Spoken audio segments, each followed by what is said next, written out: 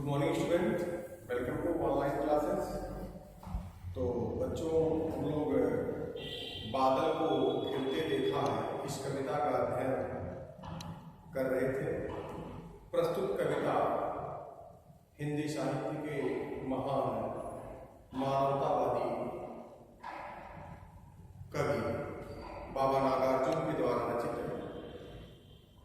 पिछले वीडियो में हम लोग नागार्जुन के जीवन से परिचित हुए और हमने यह देखा कि उनका मूल नाम वैद्यनाथ मिश्र था और मैथिली में उन्होंने यात्री नाम से कविताएं लिखी।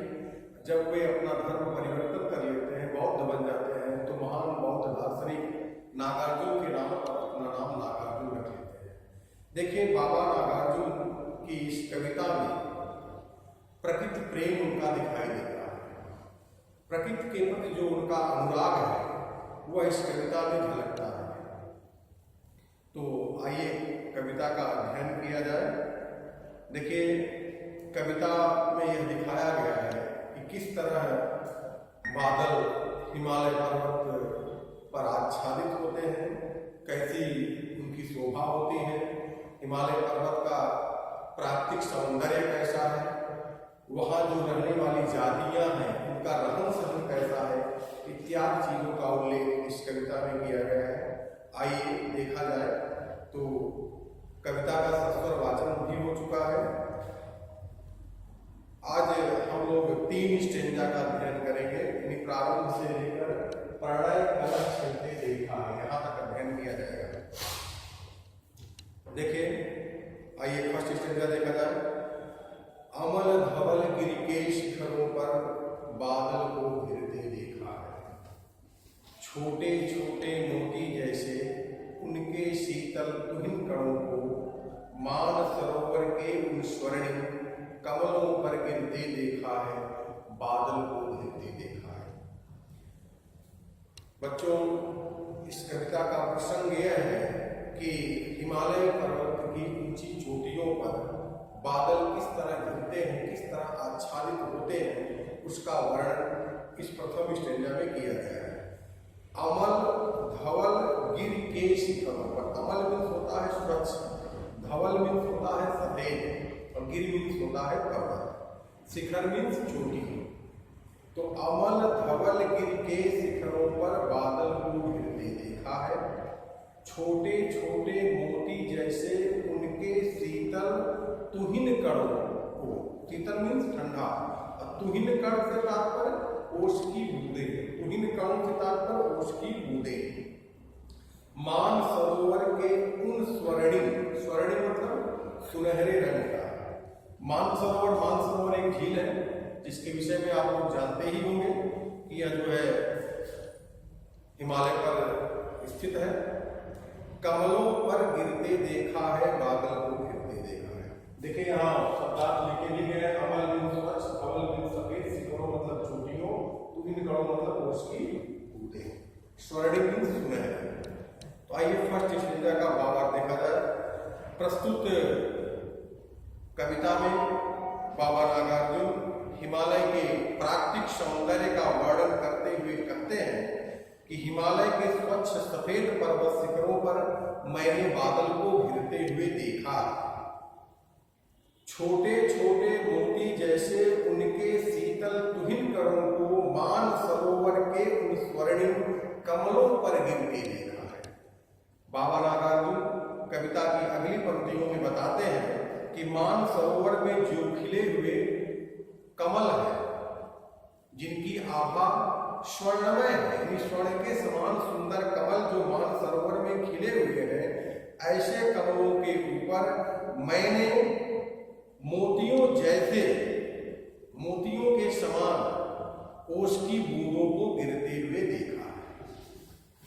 प्रस्तुत कविता में कवि नागार्जुन कहते हैं कि हिमालय पर्वत के स्वच्छ सफेद पर्वतों की चोटियों पर मैंने बादल को घिरते हुए देखा है और मानसरोवर में जो स्वर्णिम आभा को लिए हुए कमल खिले हुए हैं, उन कमलों के ऊपर मैंने ओस की बूंदों जैसे ओस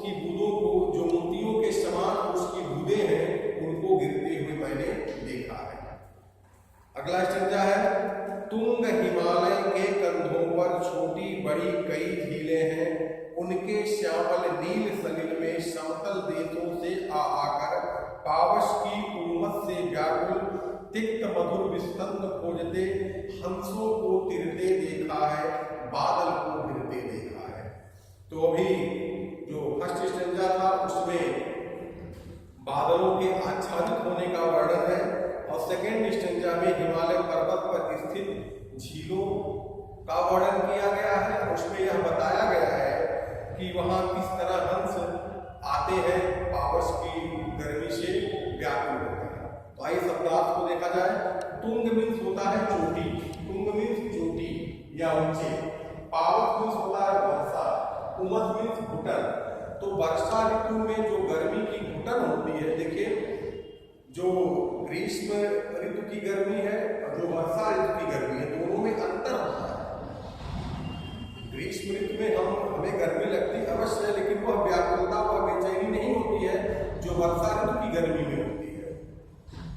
उसी गर्मी को उमस कहा जाता है, जिसका अर्थ है घुटन। तिक्त मीन्स तीता, विषतम कमल नाल, कमल का रेशा। ऐसी मान्यता है कि हंस जो है कमल नाल को ही खाते हैं, और कमल नाल का स्वाद कैसा होता है, वह हल्का सा तीता और मीठा होता है, तिक्त और मधुर होता है।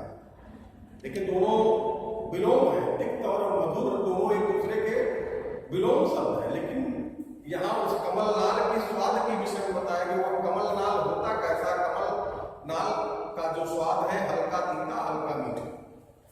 तो तिक्त मधुर मतलब तीता और मीठा, विषतंत्र मतलब कमल नाल, कमल के रेशे।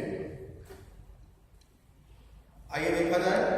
देखिए बेटा, इसमें जो है सेकंड स्टेंजा में हिमालय पर्वत पर अवस्थित झीलों का वर्णन किया गया है। देखिए गर्मी के बाद जब वर्षा ऋतु का आगमन होता है तो मैदानी क्षेत्रों में जो हंस रहते हैं वे वहां से प्रस्थान कर जाते हैं हिमालय के लिए। उसके कई कारण हैं। पहला कारण तो यह है कि उमस के कारण। दूसरी मान्यता यह भी है या ऐसा भी माना जाता है कि वर्षा ऋतु में यहाँ का जल दूषित हो जाता है, जो हंसों के लिए, उनके स्वास्थ्य के लिए ठीक नहीं होता। इसलिए भी हंस यहाँ से पलायन कर जाते हैं, क्योंकि वे स्वच्छ जल में विचरण करने वाले होते हैं। तो वही चीज बताया गया है कि जब वर्षा ऋतु का आगमन होता है और वर्षा ऋतु की उमस से परेशान होकर हंस जो है मैदानी क्षेत्रों से पर्वतीय क्षेत्रों की तरफ पलायन कर जाते हैं, उसी चीज का वर्णन यहाँ किया गया है। तुंग हिमालय के कंधों पर छोटी बड़ी कई झीलें हैं, उनके श्यामल नील सलिल में, श्यामल काला, नील मीन्स नीला, सलिल मीन्स जल। जब जल स्वच्छ होता है तो हमें सफेद नहीं दिखता, हल्का नीला और हल्का काला दिखाई देता है। इसीलिए कहा गया श्यामल, उनके श्यामल नील सलिल में समतल देशों से आकर, समतल देशों से तात्पर्य मैदानी क्षेत्रों से आकर, समतल देशों से आकर पावस की उमस से व्याकुल तिक्त मधुर विस्तंत खोजते हंसों को तिरते देखा है। तिरते मतलब तैरते हुए, तिरते मतलब तैरते हुए। हंसों को तिरते देखा है, बादल को घिरते देखा है। तो आइए इसका भावार्थ देखा जाए।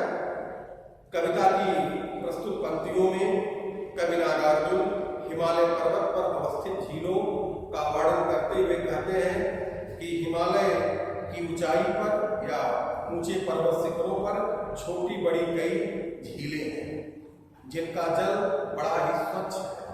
इतना स्वच्छ है कि वह काला और नीला दिखाई दे रहा है। काला और नीला दिखने से तात्पर्य वह जल अत्यधिक स्वच्छ है।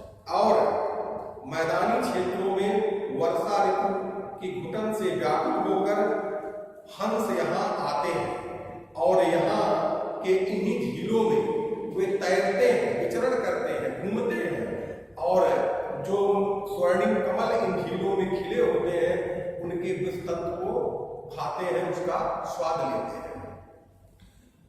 तो तुंग हिमालय के कंधों पर छोटी बड़ी कई झीलें हैं, उनके श्यामल नील सलिल में समतल देशों से आकर पावस की उमस से व्याकुल तिक्त मधुर विस्तंत खोजते हंसों को तिरते देखा है, बादल को घिरते देखा है।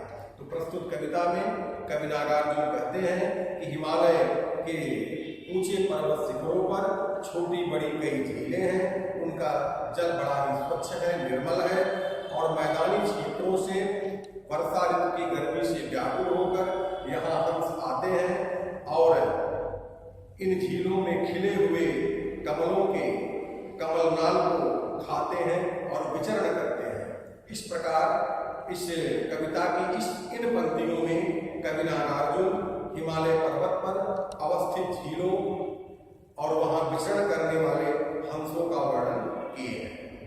आइए फिर अगले स्टेंजा में चला जाए। ऋतु वसंत का शुभ प्रभात था, मंद मंद बह रहा, मंद मंद था अनिल बह रहा, बालारुण की मृदु किरणें थी, अगल बगल स्वर्णिम शिखर थे, एक दूसरे से विरहित हो, अलग अलग रहकर ही जिनको सारी रात बितानी होती, निशा काल से चिर अभिशापित बेबस उस चकवा चकई का बंद हुआ क्रंदन फिर उनमें, उस महान सरोवर के तीरे शैवालों की हरी दरी पर प्रणय कलह छिड़ते देखा है, बादल को गिरते देखा है। देखिए कविता की अगली पंक्तियों में कवि नागार्जुन वसंत ऋतु के सुंदर सूर्योदय का वर्णन करते हैं और साथ ही साथ बताते हैं कि उस वसंत ऋतु के सूर्योदय के समय हिमालय की प्राकृतिक सुंदरता कैसी दिखाई देती है, उसका यहाँ वर्णन किया गया है। देखिए सेकेंड स्टेंजा में वर्षा ऋतु में हिमालय के शिखरों पर अवस्थित झीलों की क्या स्थिति है, उनका क्या सौंदर्य है, उसका वर्णन किया गया है। और थर्ड स्टेंजा में जो है वसंत ऋतु के समय हिमालय पर्वत की क्या सुंदरता है, उसका वर्णन किया गया है। वही वसंत ऋतु के सूर्योदय के समय हिमालय पर्वत की क्या सुंदरता है, इसका वर्णन यहाँ किया गया है। तो आइए पहले शब्दार्थ देखा जाए थर्ड स्टेंजा का। ऋतु वसंत का सुप्रभात था। सुप्रभात, प्रभात में होता है सवेरा, सवेरा सुबह, सुप्रभात मतलब सुंदर सवेरा। मंद मंद था अनिल बह, मंद मंद मंद मीन्स धीरे धीरे, अनिल मीन्स हवा। बालारुण की मृदु किरणें थी, बालारुण, बाल धन अरुण, बाल धन अरुण बालारुण, दीर्घ संधि हो गया है, बाल ला का जो है और अरुण का दोनों मिलकर हो गया है आ, यानी बालारुण, बाल धन अरुण, बालारुण। तो अरुण यहाँ बालारुण कहने से तात्पर्य क्या है? कवि यह बताना चाहता है कि सूर्योदय अभी हुआ है।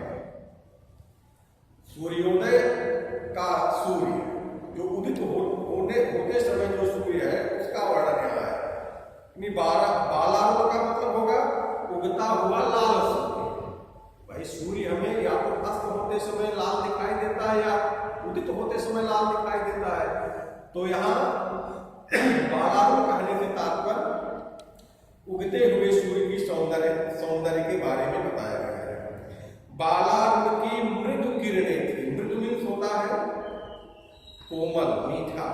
तो मृदु किरणों से तात्पर्य भाई सूर्योदय के समय हमें सूर्य की किरणें अच्छी लगती हैं, दोपहर में नहीं अच्छी लगती है। तो बालारुण की मृदु किरणें थी, अगल बगल स्वर्णिम शिखर थे।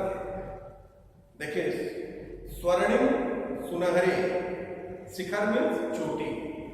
जब पर्वतों की चोटियों पर वह लाल प्रकाश पड़ रहा है तो उस लाल प्रकाश के कारण वे भी सोने के जैसे चमक रहे हैं। स्वर्णिम शिखर से तात्पर्य क्या कि शिखर सोने के हो गए हैं।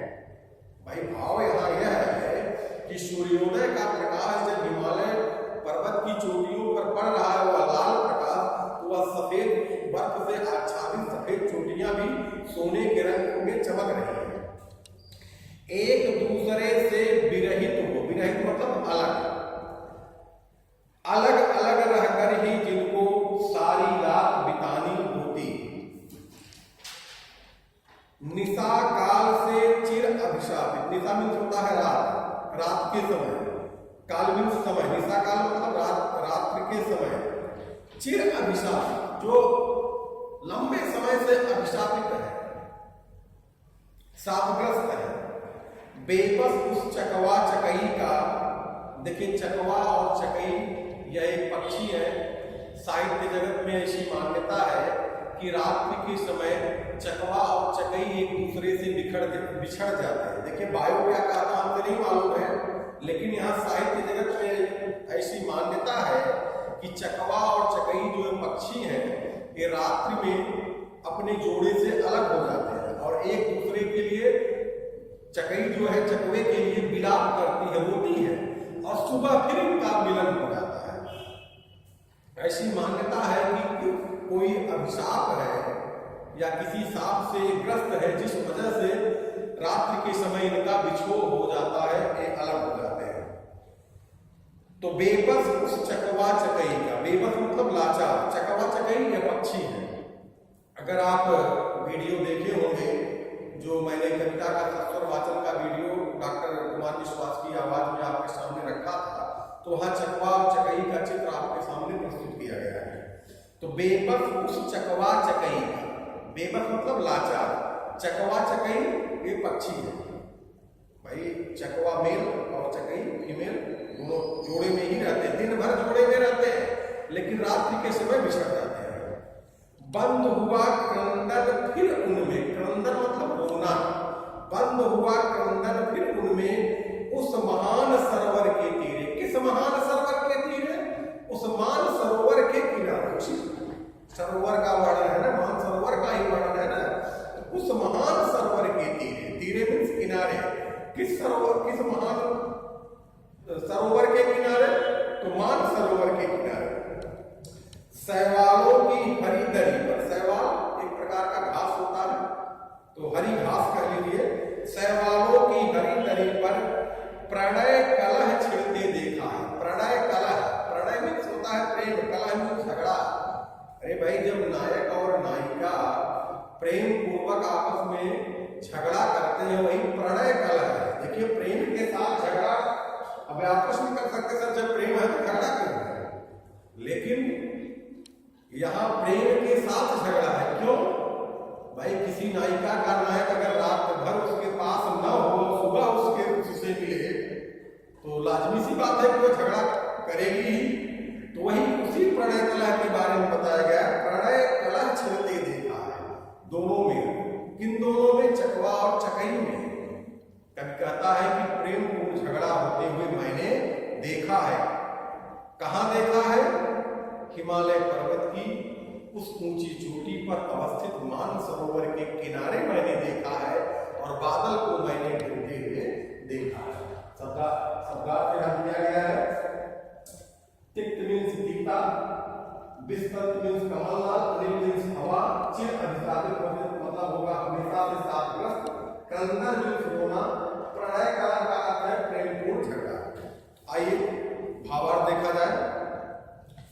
ऋतु बसंत का शुभ प्रभात था, ऋतु बसंत का शुभ प्रभात था, मंद मंद था अनिल बह रहा, बालारूढ़ की मृदु किरणें थी, अगल बगल स्वर्णिम शिखर थे, एक दूसरे से विरहित हो, अलग अलग रहकर ही जिनको सारी रात बितानी होती, निशा काल से चिर अभिशापित बेबस उस चकवा चकई का, बंद हुआ क्रंदन फिर उनमें उस महान सरोवर के तीरे, शैवालों की हरी दरी पर प्रणय कलह छिड़ते देखा है, बादल को घिरते देखा है।